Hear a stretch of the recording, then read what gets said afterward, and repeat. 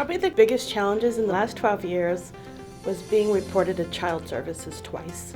We were reported because I was an older parent who wanted to have a daughter, had a son, and I was forcing my son to be my daughter. We have two gay sons, and our younger son came out to us first. It was actually in November of 2013. So it was in somewhere in 1988, in August, that the two other boys were out of the house. I asked Valerie, do you think that you are a lesbian? And she finally said, well, I'm either a lesbian or bisexual. When Norio came over to the house, I said, by the way, I see you're using your Japanese name, which is Noriko. And I go, can you please let these people know that they're forgetting the K?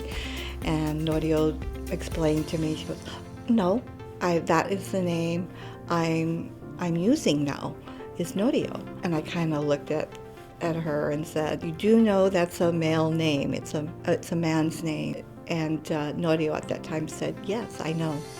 I'm experimenting with names. The second time was a little more recent, a couple years ago. And that one was harder because Kai was older, so she understood more, and she actually had to see a county therapist. And it was very scary for her. She was very nervous. And how do you put a child through something like that? I think the initial response was positive because for me it didn't change how I felt about him. Still my son, still loved him.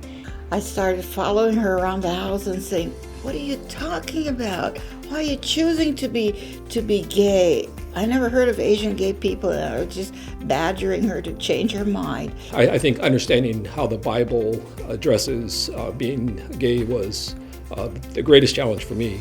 Understanding that certain sections of the Bible refer to certain sins, and so I had to get through that process of understanding that. I mean, initially it was like, why is this happening to me? What did I do? Why? And then secondly, it was like, why didn't I see this, before? She actually had started with a private school since preschool, and the school wouldn't let her wear dresses.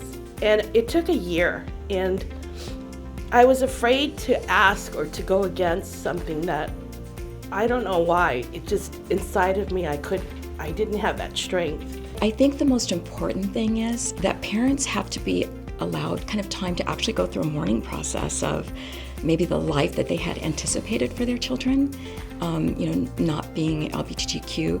I think just, the expectations of maybe what that was going to be like. In my heart, I knew my feelings for Norio or Amy would never change, that the love was still there, but it was me who needed to figure out how I was going to cope with this. That's how we learned, by sitting in the rap groups that they had at P-Flag Los Angeles, and there were lesbians, there were gays, and there were parents. And the first night I went there, I cried for 3 hours. I said, my name is Ellen, and my daughter's a lesbian, and I don't know why that scared me. They told me about the process of mourning the death of your heterosexual dreams for your daughter, because you're going to have to make new dreams, because that dream is not going to work for your daughter. So we learned, and we went every month. For 5 years, I was the hospitality chairperson because I was so grateful for what they did to us. But I finally said that enough is enough. There's a state law to protect her at public school. We pulled her out of school, moved her into public. When you're just beginning this journey, you are thinking about your children, but initially you're wrapped up about yourself. As you come to learn things more and more about whether it be lesbian, gay, transgender, that at the end of the tunnel, it's going to be okay. The general advice of not doing anything that would bring shame upon your family That's what we were taught. Is realized as being appropriate in some instances, but not all instances. And we hope that parents with gay children, LGBTs, will be proud to stand up for their kids.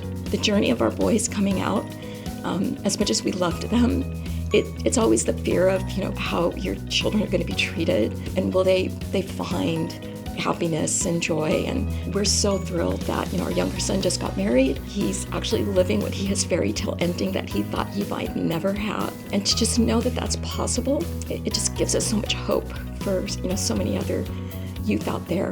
I think for me it's a little different because my child grew up. We kind of just grew this family into what it is today. But going to support groups and different events, I learn about a lot of the children that don't know how to come out to their parents. I would tell them that be patient.